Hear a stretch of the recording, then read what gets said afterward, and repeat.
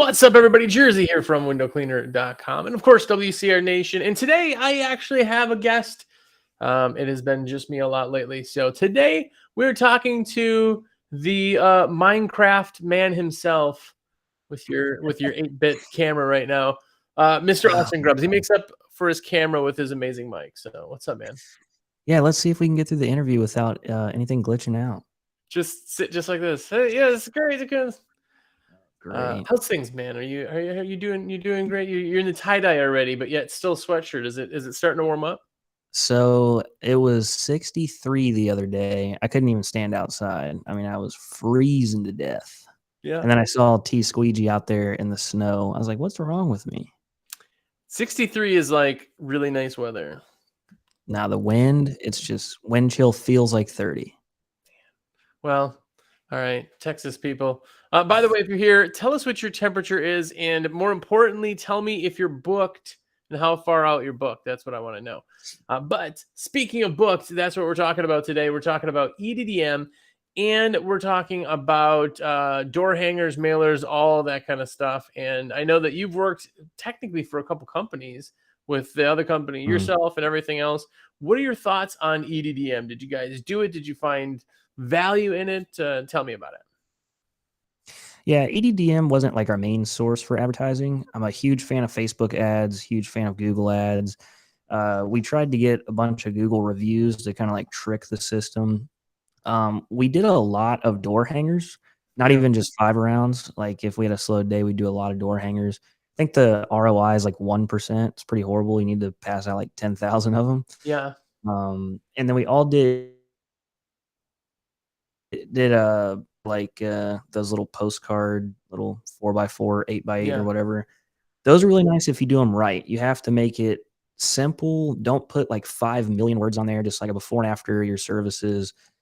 But I find with stuff like that, you have to hit somebody and then in 2 months hit them again, and then 2 months hit them again. Like you can't just send it out and be like, well, can't wait for the phone to ring. That's the worst part, is that when people do it wrong, they spend a lot of money and go, oh, that didn't work.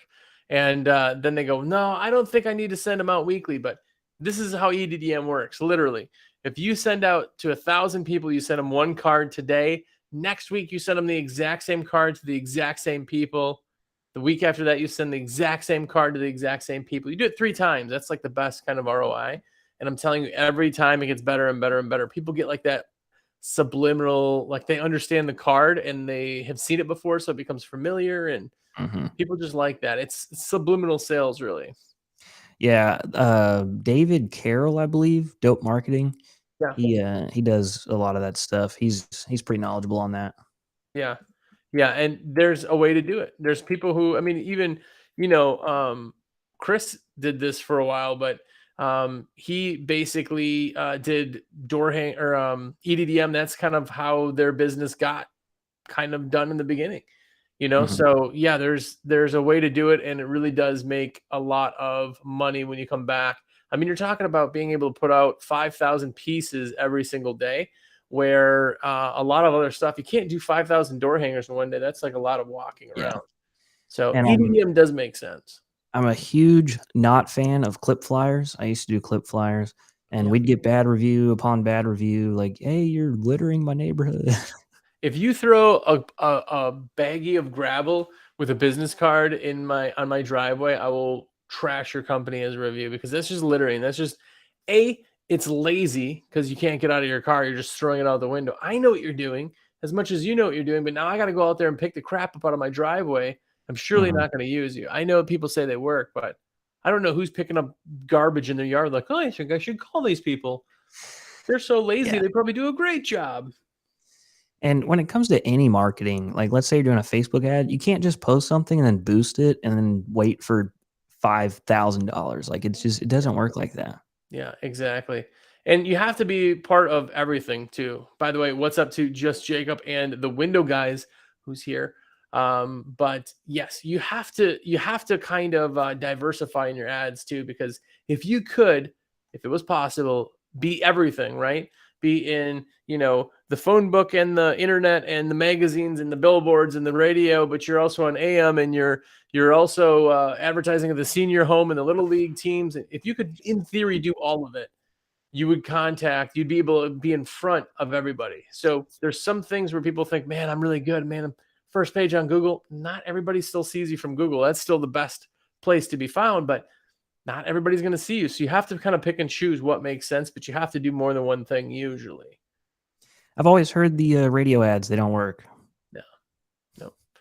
The problem with radio is that people listen to music for the most part nowadays as a filler for silence, right? You're driving, you're doing whatever. If you don't have XM, you're listening, and then commercials come on and it doesn't catch, right? It doesn't kind of catch you just listening. Back in the day, they listened to radio as entertainment, right? So back in the day, ads could work for certain things where now they kind of don't. It's like billboards. Like, people put billboards up and they put this big giant thing about how awesome is this and this and this and this, and here's our services and our phone number, our website, whatever. And then they go, man, this looks really cool.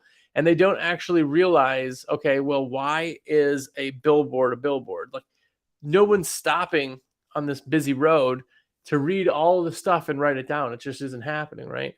So you may tell somebody that window cleaning is something that they want or need, but not to get it from you. They're just going to remind them that they need to get it from somebody, and you're just not making a return on that.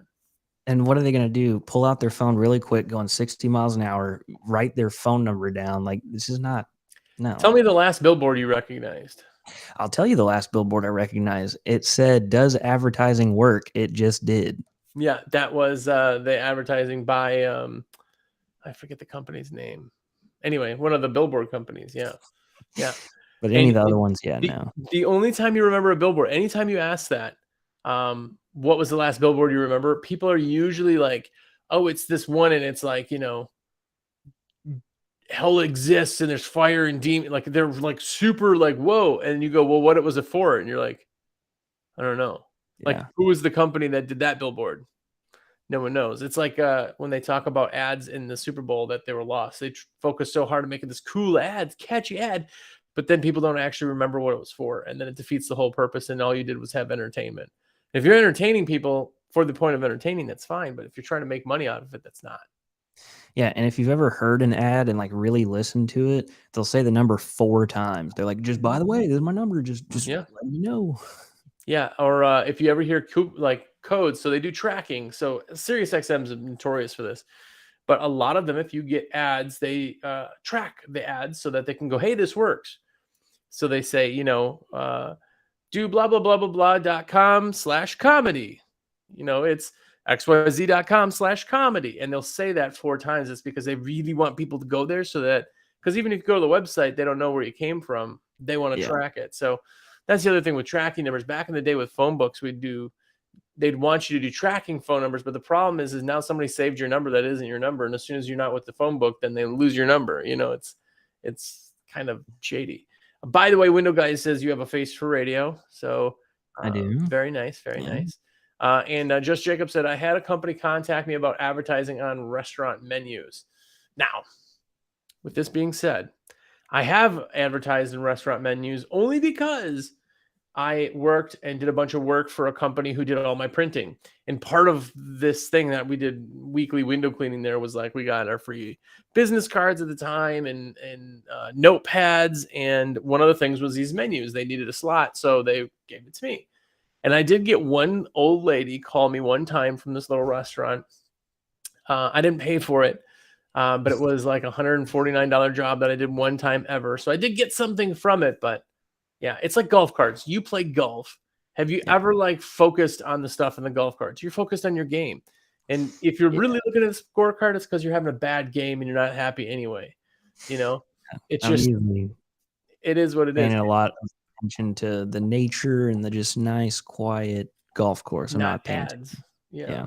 And the other thing is our target market's women. No matter what anybody says, it's women. Majority of women don't golf. It's more of a man's sport. So why are you spending money to be on a golf scorecard when you don't read them anyway? Most people don't, and it's not even sent to the people who would be hiring us. What do you think about like little league fields on the out stands or whatever. If you want to do it to be awesome and help out a little league team and make sure that they have a place to play and make sure that it's good, perfect. But if you are doing it for return on investment, there's other places you could really go. If you're doing it just to give back, give back. But you're not going to make a profit on it. I've sponsored sports teams. I've sponsored little league teams. Yeah. I've sponsored a stage one time at like a dance thing. You know, they had like banners and stuff, and it was all literally, yeah, it's a tax write off. As Austin just jumps off, but it just doesn't make much sense. You're not making money back on it necessarily. It's just to do. So if you want to be nice, do it for sure. Missed one, by the way. What's up? Just had a guy approach me about advertising for a football team. He's trying to pick up sponsors.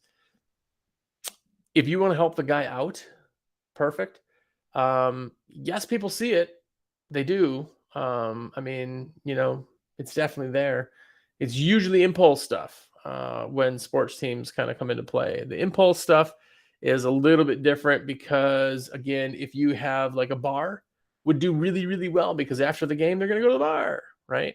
Where in the other side of it is after a game, maybe you're going to go to a restaurant, you know. So for you, it may not be all that absolutely specific. So, you know, yeah. What's up to Joe Vega, by the way? Yes, this weird office setting is I'm sitting at my desk, so that's why you see what this is. But either way, guys, if you're here, we do this every single day. Make sure to give us a call. My number direct's 862-312-2026. That is my number. As you can hear, I'm also on chat all day today. Call me, text me, whatever. Let's get something ordered if you need to. Adam Leffert is here, by the way. Adam is an OG himself.